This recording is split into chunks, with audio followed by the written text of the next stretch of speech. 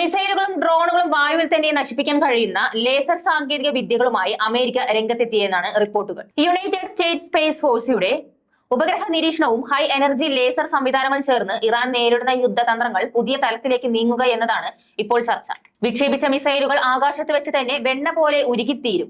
കേൾക്കാൻ അല്പം വിശ്വാസക്കുറവ് തോന്നുമെങ്കിലും ഇറാനെ പൂട്ടാൻ അമേരിക്ക ഉപയോഗിക്കുന്ന തന്ത്രങ്ങൾ എത്ര ഭയാനകമാണ് എന്നതിന്റെ നേർക്കാഴ്ചയാണ് അമേരിക്കയുടെ സ്പേസ് ഫോഴ്സ്.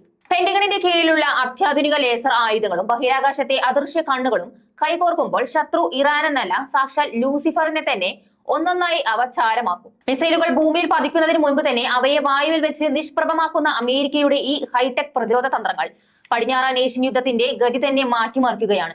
ഇതിന് പിന്നിലെ സാങ്കേതിക രഹസ്യങ്ങൾ എന്തൊക്കെയാണ് നമുക്കൊന്ന് പരിശോധിക്കാം. ഈ യുദ്ധത്തിൽ ഏറ്റവും ശ്രദ്ധേയമാകുന്നത് അമേരിക്കയുടെ ലേസർ ആയുധങ്ങളുടെ പ്രയോഗമാണ്. Integrated optical dazzler and surveillance അഥവാ ഹീലിയോസ് എന്ന high energy laser system Iran തീരത്തെ US നേവി ഡിസ്ട്രോയർ കപ്പലുകളിൽ വിന്യസിച്ചതായാണ് സൂചനകൾ. US സെൻട്രൽ കമാൻഡ് പുറത്തുവിട്ട വീഡിയോകളിൽ ഇതിന്റെ സൂചനകളുണ്ട്. ഡ്രോണുകളെയും മിസൈലുകളെയും നിമിഷനേരം കൊണ്ട് കരിച്ചു കളയാൻ ശേഷിയുള്ള അതിതീവ്രമായ ഫോക്സ് ചെയ്ത എനർജി ബീമുകളാണ് ഈ ലേസർ ആയുധങ്ങൾ പുറപ്പെടുവിക്കുന്നത്.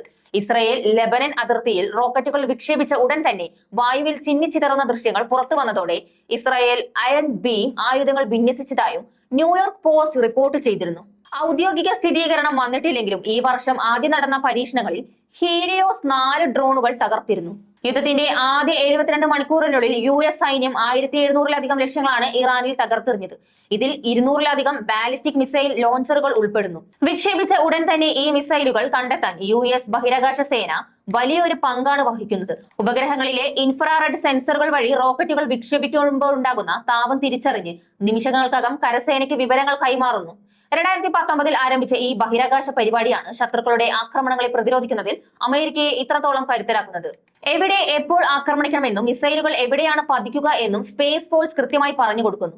ഈ അത്യാധുനിക സംവിധാനത്തിന്റെ മറ്റൊരു പ്രധാന ഭാഗമാണ് റാംഡോസ് എന്നറിയപ്പെടുന്ന റഡാർ ഡോമുകൾ. ഗോൾഫ് ബോൾ പോലുള്ള വലിയ ഘടനകളാണിത്. ഉപഗ്രഹങ്ങൾ, റഡാറുകൾ, റഡോമുകൾ എന്നിവ ചേർന്ന് നിർമ്മിക്കുന്ന വിപുലമായ മുൻകൂർ മുന്നറിയിപ്പ് ശൃംഖലയാണ് അമേരിക്കയുടെ വിജയരഹസ്യം. ഇതിനുള്ളിൽ ഇരുന്ന് വിവരങ്ങൾ ശേഖരിക്കുന്ന ജീവനക്കാർക്ക് മിസൈൽ വിക്ഷേപണങ്ങളെ കുറിച്ചുള്ള തത്സമയ വിവരങ്ങൾ ലഭിക്കുന്നു. ലക്ഷ്യസ്ഥാനം മനസ്സിലാക്കി പാത കണക്കാക്കി അവയെ വായുവിൽ തന്നെ നശിപ്പിക്കാൻ ഇത് സഹായിക്കുന്നു. അമേരിക്കൻ പക്ഷത്ത് നാശനഷ്ടങ്ങൾ കുറയുന്നതിന്റെ പ്രധാന കാരണവും ഈ സാങ്കേതിക മേൽക്കോയ്മയാണ്. സ്പേസ് ഫോഴ്സിനൊപ്പം US സൈബർ കമാൻഡും കൈകോർക്കുമ്പോൾ ഇറാന്റെ പ്രതിരോധം പൂർണ്ണമായും തകരുകയാണ്. ശത്രുവിന്റെ റഡാറുകളെ ജാം ചെയ്യുകയും ആശയവിനിമയ സംവിധാനങ്ങൾ പ്രവർത്തനരഹിതമാക്കുകയും ചെയ്യുന്നതിലൂടെ ഇറാന്റെ സൈന്യത്തെ അക്ഷരാർത്ഥത്തിൽ അമേരിക്ക അന്ധരാക്കി മാറ്റിയിരിക്കുകയാണ്. സിസ്റ്റത്തിലേക്ക് നുഴഞ്ഞു കയറുകയും അത് അടച്ചുപൂട്ടുകയും ചെയ്യുന്ന ഈ തന്ത്രം ഇറാന്റെ മിസൈൽ വേഗതയെ ബാധിച്ചു. ആദ്യ വെടിയുതിർക്കുന്നതിന് മുമ്പ് തന്നെ ഇറാനിലുടനീളമുള്ള ആശയവിനിമയ ശൃംഖലകൾ ആക്രമിച്ചതായി joint chiefs of staff chairman general Dan Caine വെളിപ്പെടുത്തി. ഇത് ശത്രുപക്ഷത്ത് വലിയ ആശയക്കുഴപ്പമാണ് സൃഷ്ടിച്ചത്. ലേസർ ആയുധങ്ങളും സൈബർ ആക്രമണങ്ങളും ലോകത്തെ ശ്വാസം മുട്ടിക്കുമ്പോൾ ആധുനിക യുദ്ധം പുതിയൊരു തലത്തിലേക്ക് മാറി മാനവരാശിയെ ഭയപ്പെടുത്തുകയാണ്. ഇത്രയും വലിയ സാങ്കേതിക മേൽക്കോയ്മയ്ക്ക് മുന്നിൽ ഇറാന്റെ യുദ്ധമുറകൾ പരാജയപ്പെടുമോ? പടിഞ്ഞാറൻ ഏഷ്യയിൽ ഇനി എന്ത് അത്ഭുതങ്ങളാണ് സ്പേസ് ഫോഴ്സ് കാട്ടിവെക്കുക എന്ന് നമുക്ക് കാത്തിരുന്നു കാണാം.